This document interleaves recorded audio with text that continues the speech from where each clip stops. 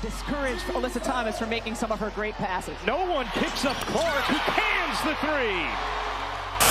All throughout the 2024 season, it was painfully obvious. Caitlyn Clark wasn't just boosting the WNBA, she was single-handedly dragging it out of Povertyville, USA. On the court, she shattered records. Off the court, she dragged eyeballs to screens and butts into seats like a one-woman marketing firm. Viewership records, attendance records, merchandise records, and we're not talking small bumps. This was an earthquake. A league that once struggled to fill a high school gym was suddenly selling out NBA arenas. And guess what? That's why the WNBA just secured a $2.2 billion media rights deal. That's why, for the first time in history, WNBA players are about to see real money in their contracts when the new collective bargaining agreement gets signed. And yet, despite all of this, despite every number screaming the obvious, there are still players, owners, and media heads doing full-blown PR gymnastics to pretend that Caitlyn isn't the reason for this shift. The mental hurdles they're jumping to avoid giving her credit could qualify for an Olympic event. And now, we've got what might be the most ridiculous example of this yet,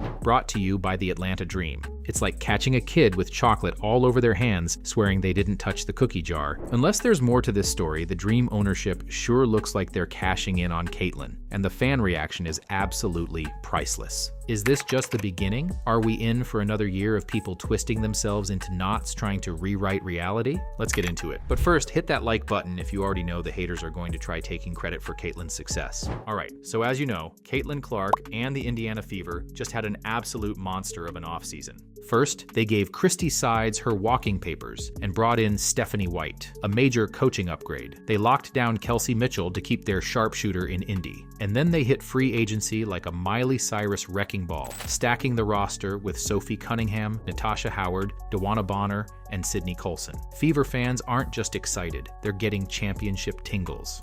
And the hype? It's already breaking the sound barrier. They sold out a preseason game, yes, preseason, against a Brazilian squad featuring players you've likely never heard of. The momentum Caitlyn built last season isn't just carrying over, it's escalating. You know how they say absence makes the heart grow fonder? Well, Caitlyn turned down unrivaled, making this the longest break she's had from playing since 2023. And now, fans have some serious withdrawal. Speaking of withdrawals, teams across the league are about to cash in again on the Caitlyn Clark effect. Last season, it was estimated that 1 in 6 tickets sold were because of Caitlyn.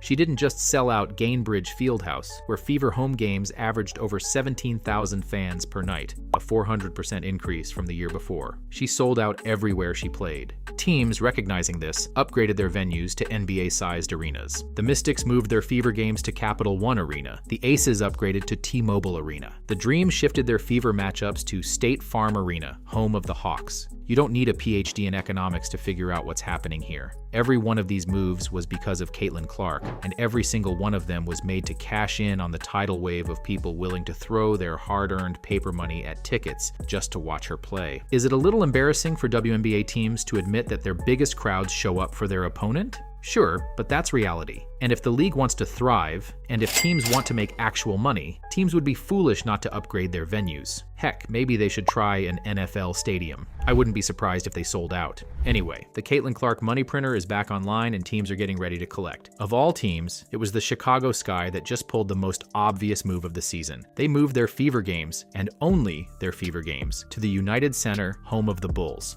That's a 21,000-seat arena, and guess what? It sold out in 1 minute. Honestly, at this point, they could probably move the games to Soldier Field and still pack the house. And I'm not even joking. Caitlyn Clark has that kind of gravitational pull. Nothing like this has ever been seen in this league. And if you're a women's basketball fan, you have to be hyped to see this level of love for the game. But here's where it gets hilarious. When the Sky made the announcement, they were still playing games, just not the kind on the court. Sky CEO Adam Fox gave what felt like a classic, "I'm saying everything except what's actually happening" kind of quote. Chicago Sky fans have consistently shown up for the team and the city, and we want to reward their passion and dedication by bringing this excitement to an expanded capacity.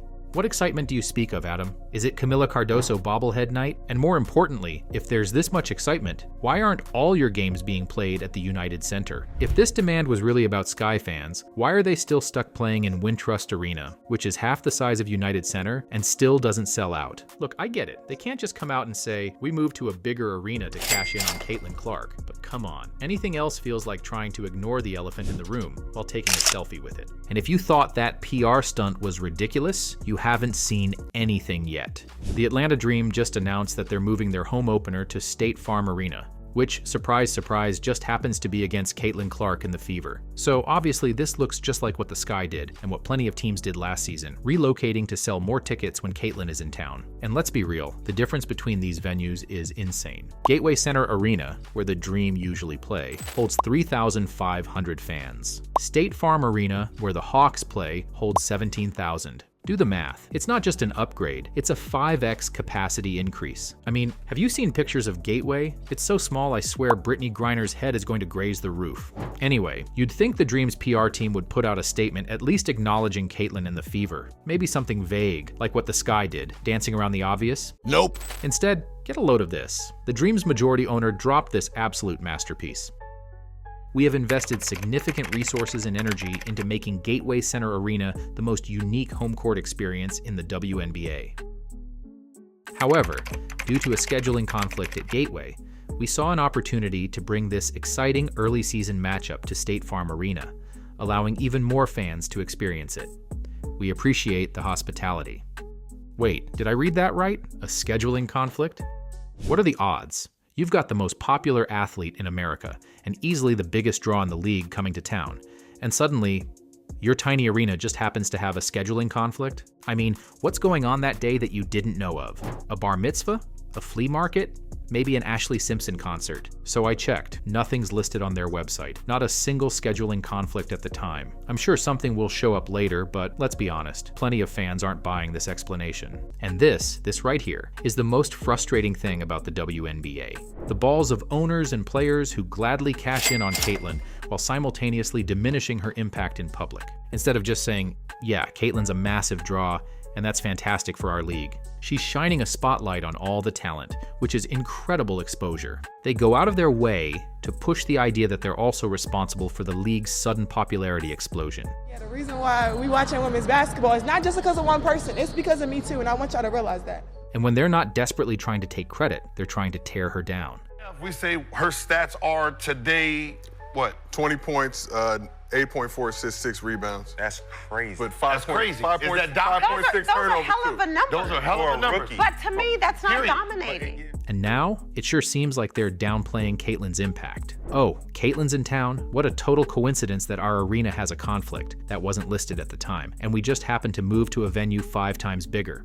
And this is exactly what's rubbing fans the wrong way. See, the magic of Caitlyn Clark isn't just in her record-smashing, deep three-draining, no-look behind-the-back pass magic on the court, it's in the fact that she single-handedly expanded the WNBA's audience. She didn't just bring in more fans, she brought in casuals. People who, before Caitlyn, wouldn't have known the WNBA from a local rec league. Now, they've got team merch, league pass, and strong opinions on defensive rotations. That's why 18.9 million people tuned in to watch Caitlyn's Iowa Hawkeyes in the NCAA championship game.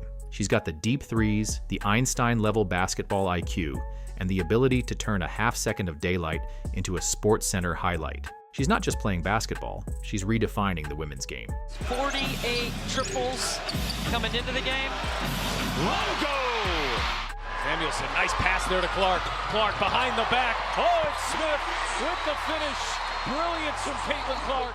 Xander Lucini, some good length on the perimeter on Caitlyn. That is a tough pass, and somehow she got it in. And here's the thing, the new fans know this. So when they hear, Caitlyn Clark isn't the reason for the WNBA's popularity spike. She's not responsible for selling out games. And she's totally 100% not the reason the Atlanta Dream just randomly moved their Fever game to an arena 5 times bigger than their usual one. They roll their eyes so hard they sprain a retina. Because these fans, they remember what the WNBA was like before Caitlyn. They know it wasn't pulling NBA-level crowds. They probably never thought they'd watch a game.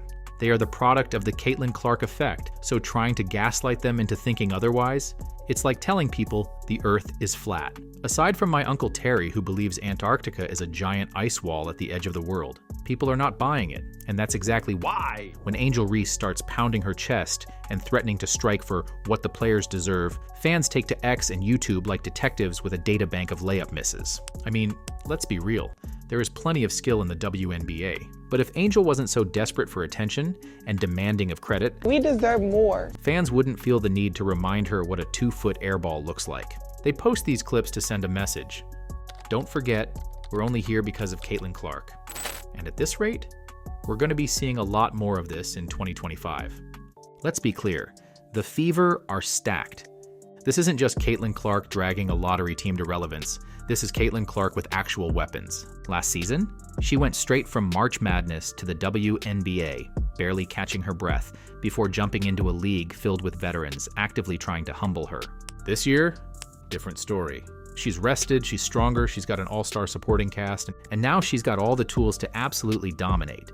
So, what are the haters and grifters gonna say when Caitlyn starts dropping 25 points and 11 assists per game? How are they gonna spin it when Fever regular season viewership starts creeping into NBA territory? What's the excuse gonna be when the Fever make a deep playoff run and shatter WNBA ratings records so badly they have to invent a new graph? Will they say her statistical dominance is because she's on a super team now? Will they give all the credit to the emergence of Aaliyah Boston? Or, when all else fails, will they stick to the same tired excuse that her success is just because of her skin color? I have a feeling that the excuse factory will be working overtime.